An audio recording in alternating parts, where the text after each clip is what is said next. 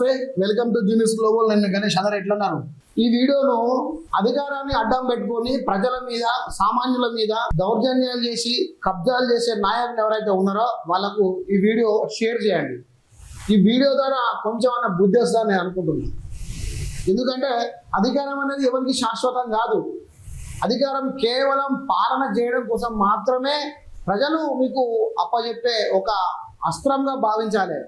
అంతేగాని నాకు అధికారం ఉంది కదా అని చెప్పి ఎదురున్నోళ్ళ మీద దౌర్జన్యం చేసి భూములు కబ్జాలు పెట్టి గుళ్ళులు పెట్టి కొట్టి తిట్టి వాళ్ళను ఇబ్బందులు పెడితే ఇలాంటి శాస్త్రం జరుగుతుంది. ఇప్పుడు మమతా బెనర్జీకి కూడా ఇలాంటి శాస్త్రం జరిగింది. నేను చెప్పే ప్రయత్నం చేస్తా. వీడియోని అయితే షేర్ చేయండి, ఒక లైక్ చేయండి, సబ్స్క్రైబ్ చేసే ప్రయత్నం చేయండి. మమతా బెనర్జీ కారుపై దాడి, చెప్పులు ఇటుకలు విసిరిన నిరసనకారులు, దొంగను తరిమి కొట్టండి అంటూ నినాదాలు. మా ప్రమేయం లేదు, బీజేపీ స్పష్టీకరణ. అంటే ఇది ఒక ప్యాషన్ అయిపోయింది అన్నమాట. ఏదైనా దాడి జరిగినా, ఏదైనా రాస్తారోకో జరిగినా, ఏదైనా నిరసన జరిగినా, ఏం జరిగినా ఇంకో రుతుడు.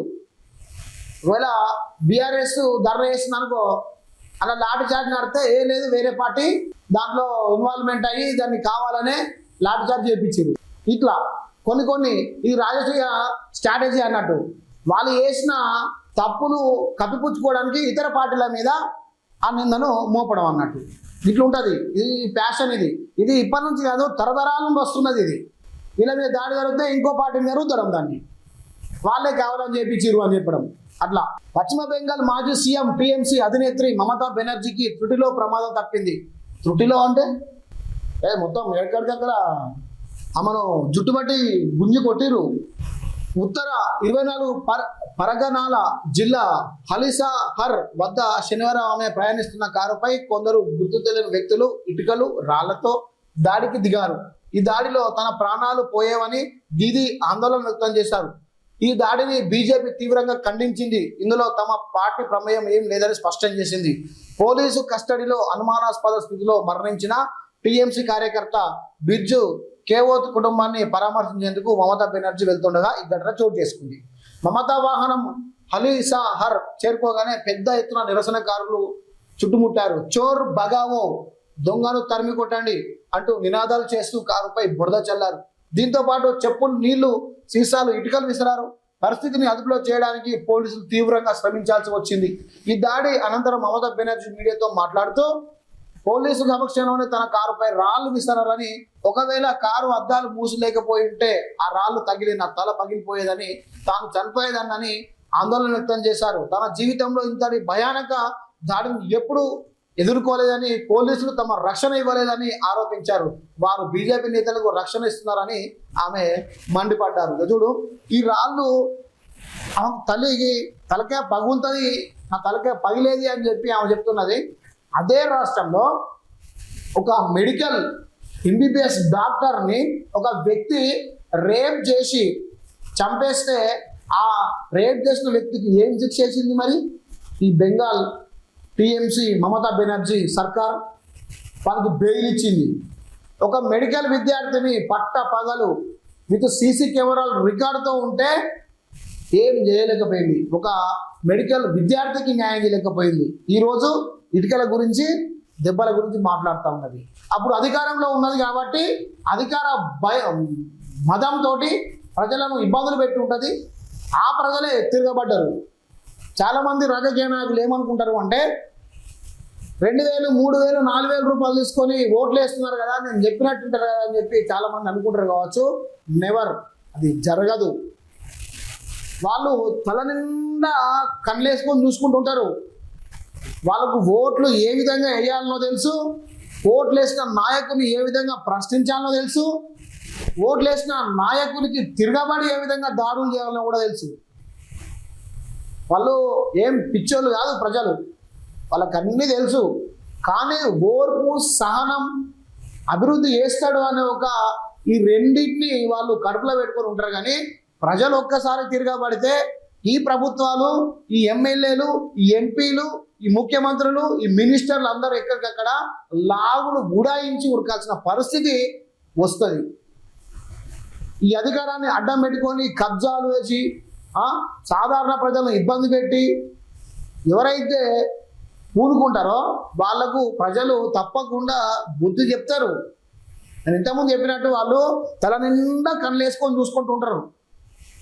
సమయం సందర్భం వచ్చినప్పుడు తిరగబడితే వీళ్ళ పరిస్థితి ఎట్లుంటుందో మీరు చూసుకోవచ్చు. పోలీసులే భద్రత కల్పించారు సీఎం. పశ్చిమ బెంగాల్ మాజీ సీఎం మమతా బెనర్జీపై జరిగిన దాడికి బీజేపీ కారణమనే వాదనలు సీఎం నువ్వెందు అధికారిని ఖండించారు. ఆ ఘటన జరిగినప్పుడు ఇక్కడ బీజేపీ నేతలు కానీ పార్టీ జెండాలు కానీ కనిపించలేదన్నారు. మమతకు ఇప్పటికే జెడ్+ సెక్యూరిటీ అందుతుందని, ఆమె భద్రతను తాము తొలగించలేదని చెప్పారు. డైరెక్టర్ ఆఫ్ సెక్యూరిటీ సీనియర్ అధికారులు కూడా ఘటనా స్థలంలో ఉన్నారని, మమత వస్తున్నట్లు తమకు సమాచారం లేదని వాళ్ళు చెప్పారని నువ్వెందు తెలిపారు. ఈ వీడియో ఫుటేజ్ చూస్తే పోలీసులు సరిపడా సహకారం అందించారని తెలుస్తుందన్నారు. మమత ఇలా సడన్ గా అక్కడకు రావడాన్ని ప్రశ్నించిన ఆయన అక్కడకు సెలవు రోజున ఒక లాయర్ను తీసుకొని కనీసం పోలీసులకు సమాచారం ఇవ్వకుండా రాజకీయాలు చేయడానికి వెళ్ళారు. అయినా సరే పోలీసులు మీకు కావాల్సిన ఏర్పాట్లన్నీ చేశారని తెలిసారు. ఒకటి విషయం ఏంటి అంటే, పోలీసులు బీజేపీకి సపోర్ట్ చేస్తున్నారు అని చెప్పి మమతా బెనర్జీ గారు మాట్లాడినట్టు,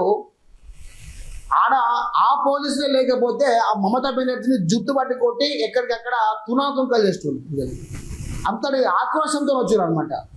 అంటే అంతటి తీవ్ర అన్యాయం జరుగుతున్నాయి కదా. ఎవరైనా ఒకరి మీద దాడి చేయడానికి, ఒక వ్యక్తి మీద ఒకడు దాడి చేసిండు అంటే ఆ వ్యక్తి మీద ఎంతటి కోపం ఉంటుంది, ఆ వ్యక్తి ఇతనికి ఎంత అన్యాయం చేసి ఉంటాడు, ఆ వ్యక్తి ఇతనికి ఎంత ఆగం చేసి ఉంటాడు, ఇలా ఫ్యామిలీ చెడిపోవడానికి కారణమై ఉంటాడు. చూడండి, అంటే అక్కడ ప్రజలు తిరగబడి రాళ్ళు, చెప్పులు, రప్పలు, బురద, చీపురు కట్టలు, సాటలు ఇసిరిండ్రు అంటే ఆమె మీద ఆ ప్రజలు ఎంత వ్యతిరేకతతో ఉన్నారో మీరు ఒక్కసారి ఆలోచించండి. 10 సంవత్సరాలలో లక్షలాది మంది బంగ్లాదేశీలను తీసుకొచ్చింది. వాళ్ళకి ఆధార్ కార్డులు, బ్యాంక్ అకౌంట్లు, ఓటర్ ఐడీలు ఇచ్చి తమ ప్రభుత్వానికి ఓటేయాలి అని వాళ్ళు అందులో ఇంక్లూడ్ చేసేసి తడున్న ప్రజలలో కలిపేసింది. వాళ్ళు పోతూ ఏమన్నారు అంటే, వచ్చేది మమతా బెనర్జీ ప్రభుత్వమే, మేము మళ్ళీ వస్తాము అని చెప్పింది. చూడిగా అంతటి వాళ్ళకి ఆశ్రయం ఇచ్చిందంట. చూడండి ఇంతటి భయానకం సృష్టించిందో దీది. కాబట్టి చర్యకు ప్రతి చర్య తప్పదు. ప్రజలు పిచ్చోళ్ళు కాదు.